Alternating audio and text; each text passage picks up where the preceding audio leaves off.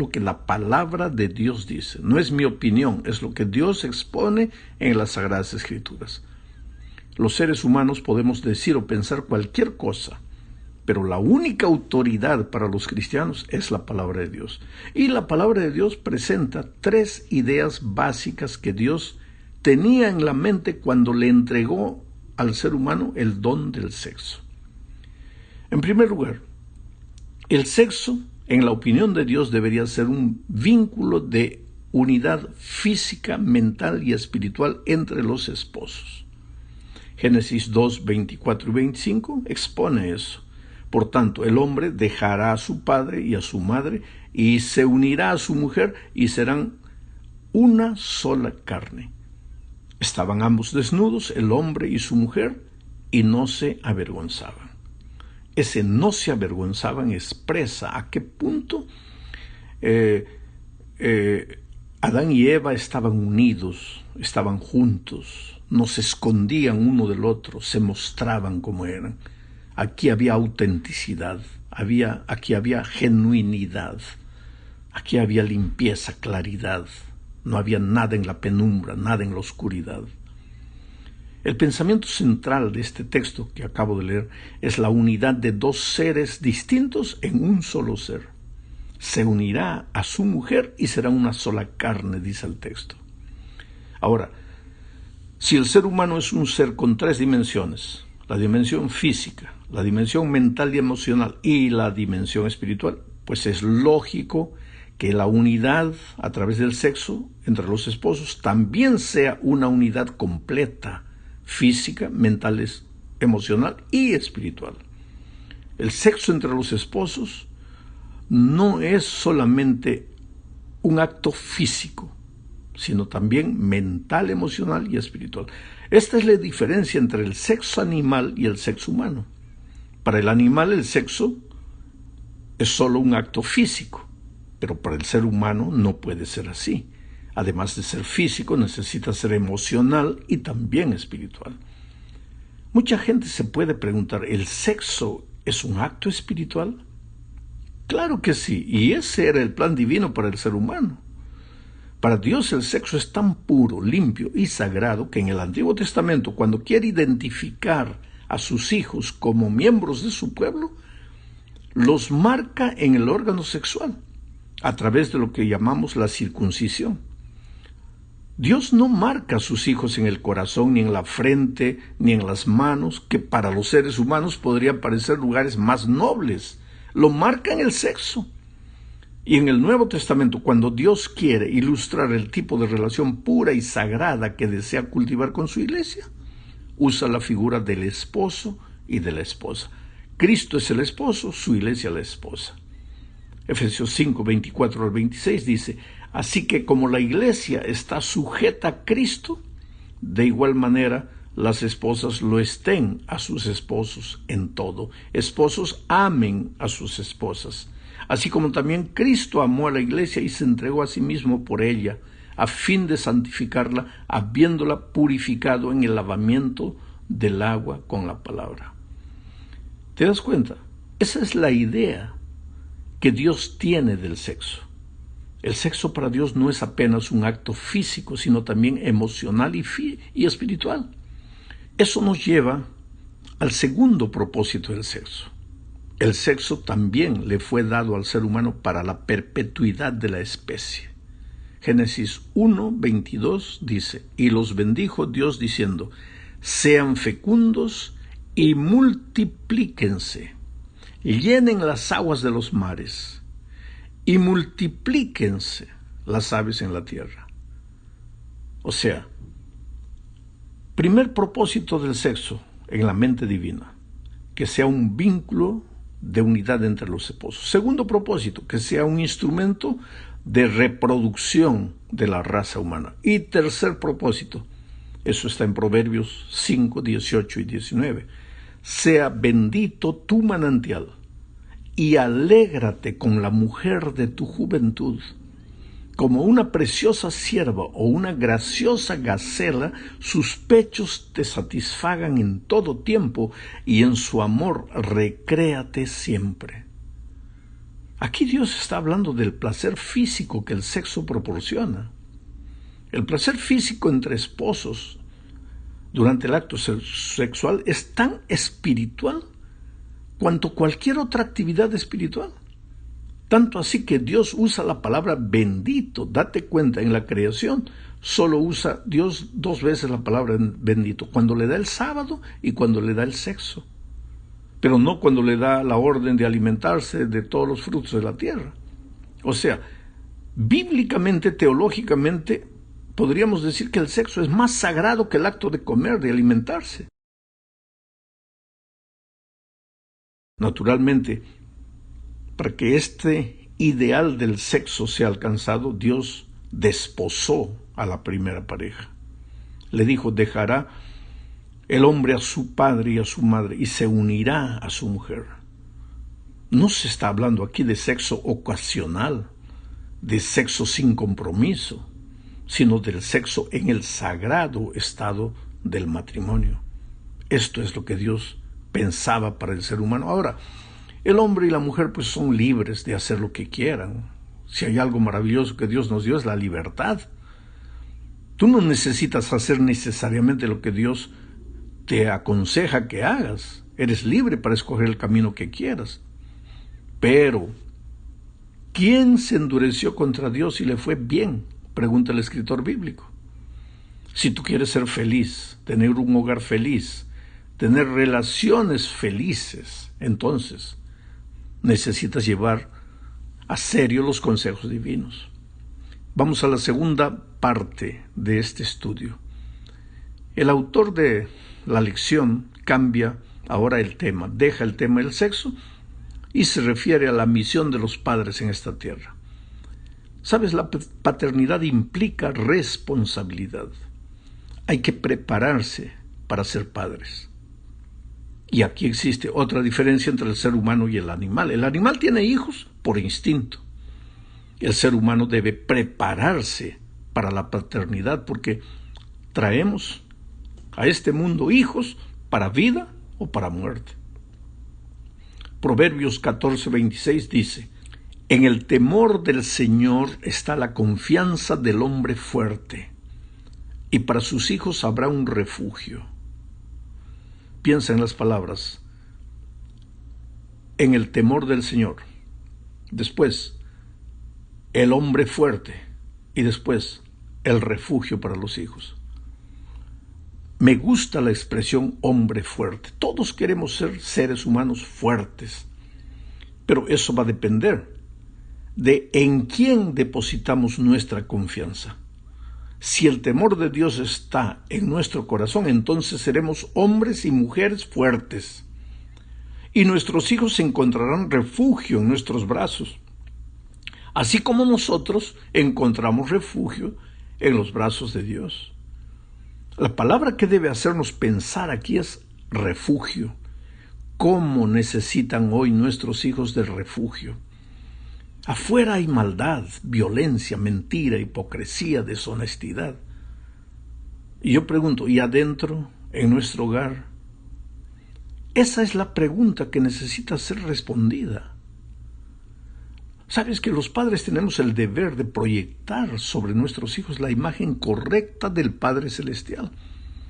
Porque si les enseñamos a nuestros niños que Dios es nuestro Padre que está en los cielos, el niño va a tener la idea de Dios de acuerdo a la idea de padre que tú le proyectas, porque Él te llama a ti papá, tú eres su padre. Ahora, ¿qué tipo de padre eres tú para tu hijo?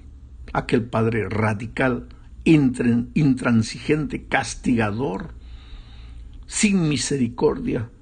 Aquel padre orgulloso, terco, que no da el brazo a torcer, que no cambia de opinión. Esa es la imagen de papá que tú le proyectas a tus hijos.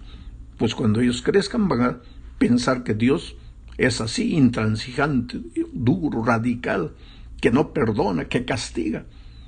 Por otro lado, si tú eres un padre indulgente, negligente, un padre que no establece reglas para sus hijos, que todo lo que ellos hacen está bien, No sabes decir no, no sabes decir sí en el momento correcto.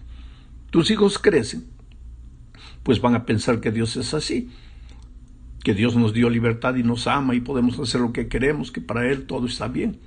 Solo que la vida se va a encargar de enseñarle a golpes que esta vida tiene reglas, que en el tránsito hay luz roja y hay que parar de vez en cuando.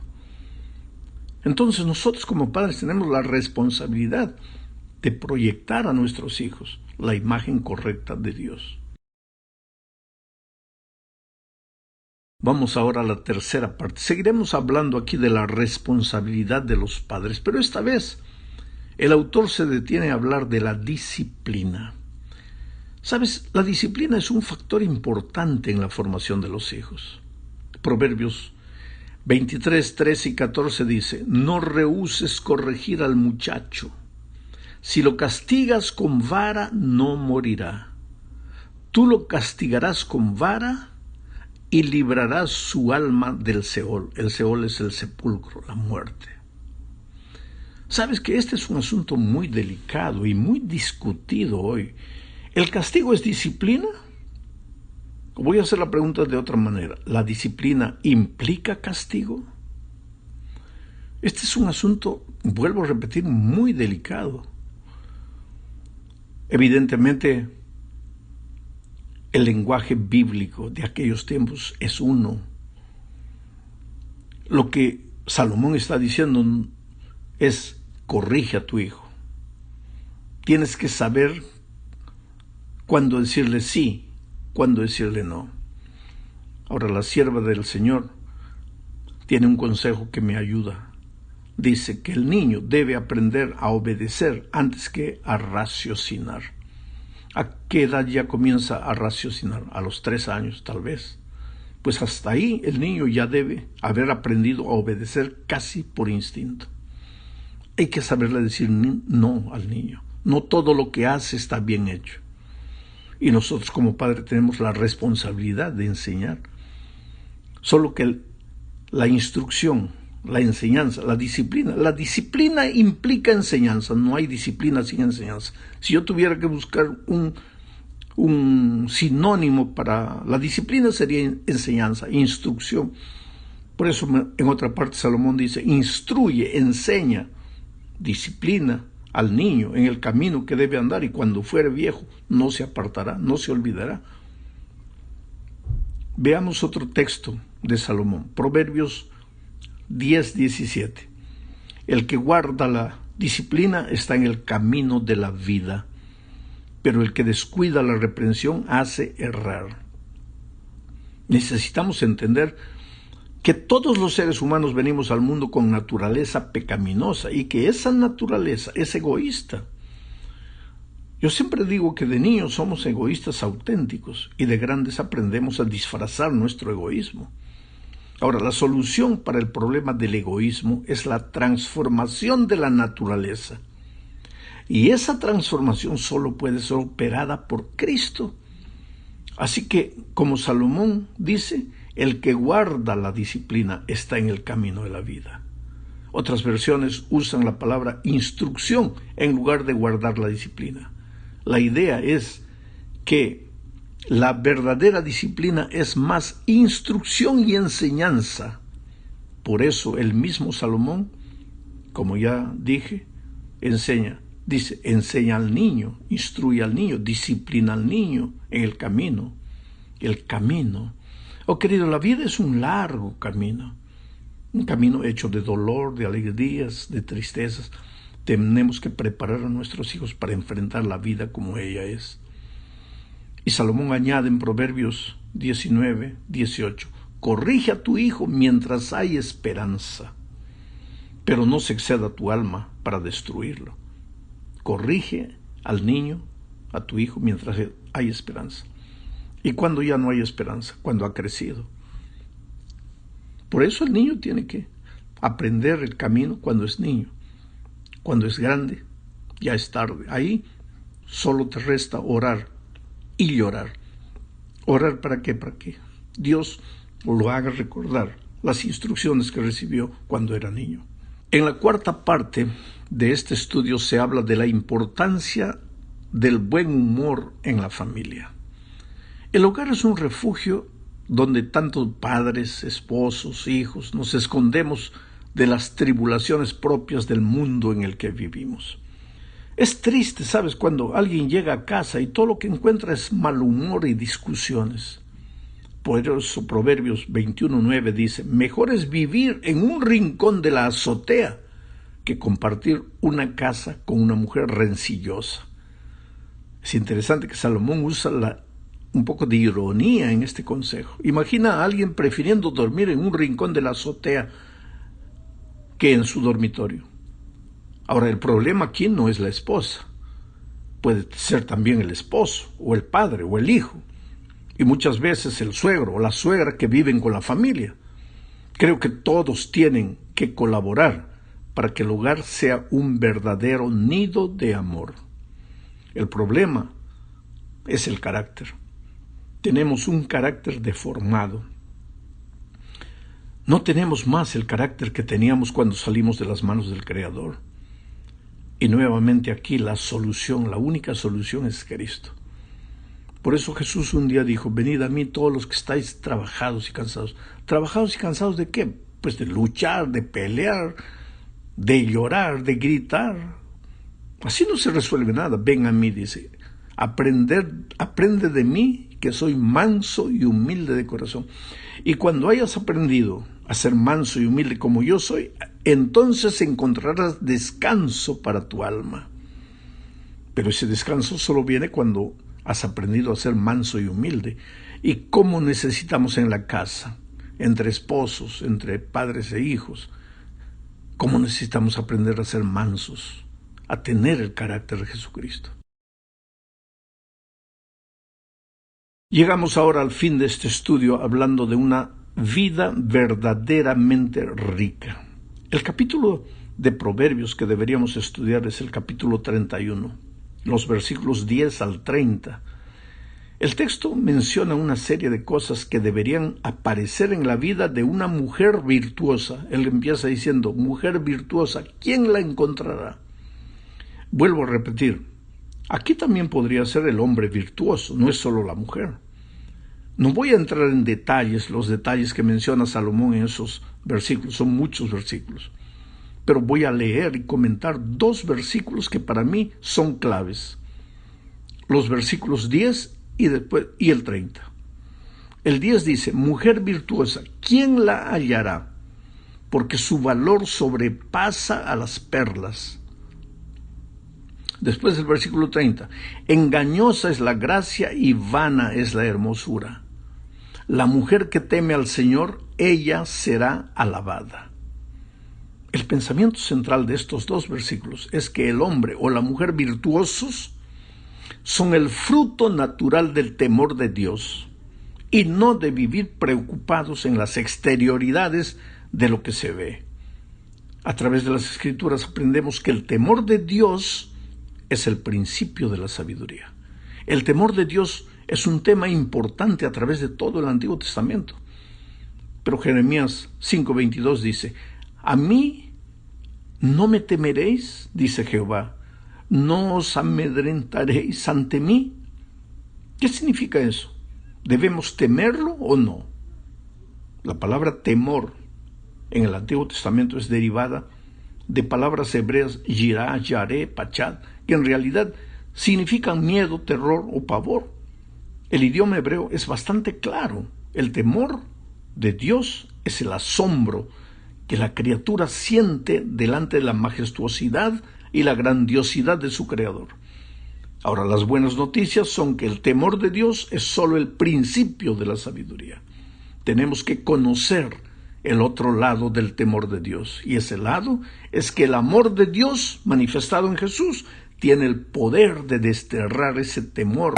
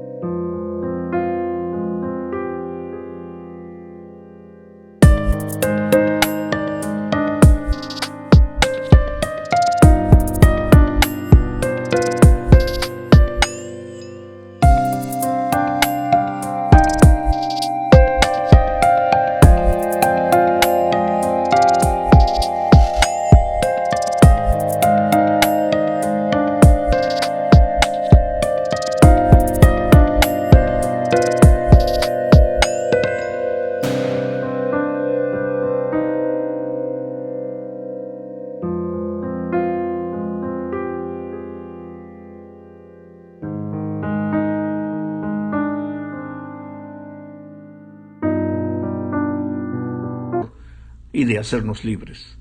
En el amor no hay temor, sino que el perfecto amor echa fuera el temor, porque el temor lleva en sí castigo, de donde el que teme no ha sido perfeccionado en el amor, dice 1 Juan 4:18.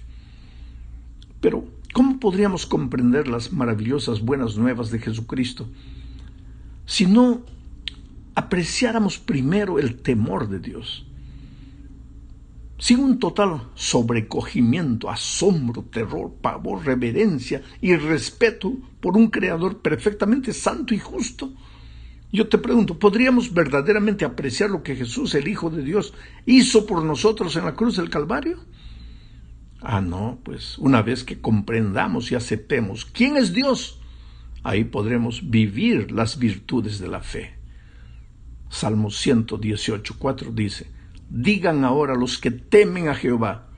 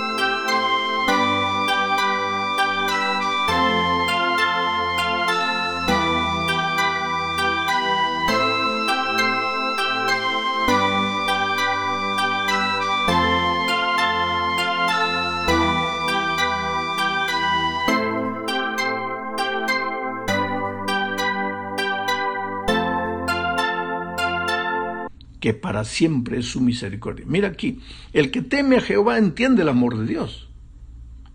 Y Salmo 147:11 dice: se complace Jehová en los que le temen y en los que esperan en su misericordia. Nuevamente, los que temen a Jehová entienden el amor de Dios. Este temor no es el terror de ser castigado, es el temor de herir.